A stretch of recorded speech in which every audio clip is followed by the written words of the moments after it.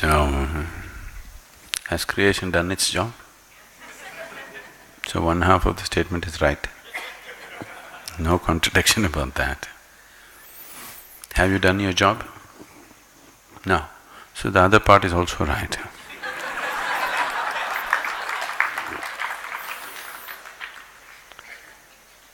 At the same time, I'm saying be in upasana because your role in the existence is so small. Everything that happens to you largely is being done to you. Are you spinning the planet? No. Could you live if it did not spin? Could you live? No. Are you managing the atmosphere? No, you're spoiling it, but you're not managing it. Are you making your heart beat? No. Are you breathing?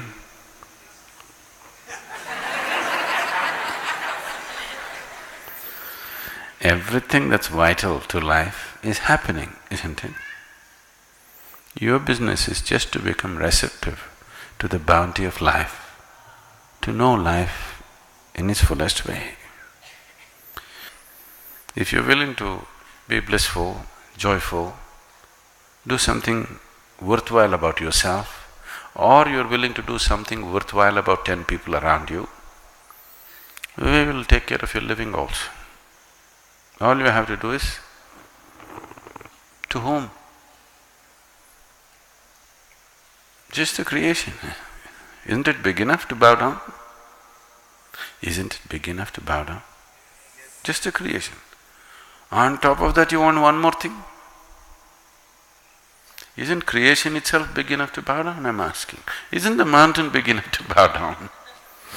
I find even the tree and an ant big enough to bow down because not one of them can we figure. All your intelligence, you can't figure a leaf upon this tree, one leaf. So, just the sheer intelligence of everything that is happening. When you can't figure anything, what do? That's all I said. Stay in upasana because anyway, your role is so minor in this existence that tomorrow morning if you evaporate, no problem. Only if you leave your mess here and go, problem. But if you simply evaporate, no problem for anybody, isn't it? Yes or no? So your role in your own life is so minor, so very minor. Everything is being done to you, just everything. So, how can you be the hero? When you have a two-bit role, if you think you are a hero, you're making a serious mistake, isn't it? That's all I'm talking about. I'm not talking about doing any great spiritual sadhana.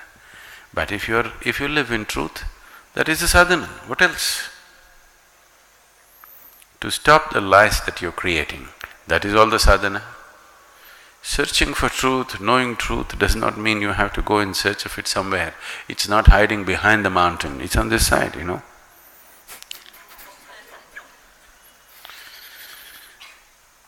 Right now, this part of the planet is dark. So will you go looking on the other side? No, it's here. Truth means just this. Whatever there is truth. Whatever you have made up is a lie. That's all there is, isn't it? And you being a hero in this existence is your rubbish. It's got nothing to do with reality. So if you understand that, you understand you have a very minor role in the existence, not just in the making of the existence, in your own life. Even if something as simple as breath or heartbeat is left in your hand, you will be a complete mess within a minute. Yes or no? So, I'm not saying anything new, not a teaching, just reminding you the reality of what your life is. And that's all living in truth means, that you've not made up anything. You're not writing your own story. You're trying to live life. If you live life, you can only live it the way it is. Only if you make up a story, you can make your own story, isn't it? If you are doing fiction, you can make it up the way you want. If you're living life, you can live life only the way it is. There is no other way to live. So do not think it's some kind of a teaching. That's how life is. So just live it. Don't make up any story. If you make up a story which is not true and believe it is true, when your script comes to an end, then you'll be at loss because there's nothing. If you go with reality, it is on. Whether you're alive or dead, it's on. You being with it is the safest way to be, best way to be.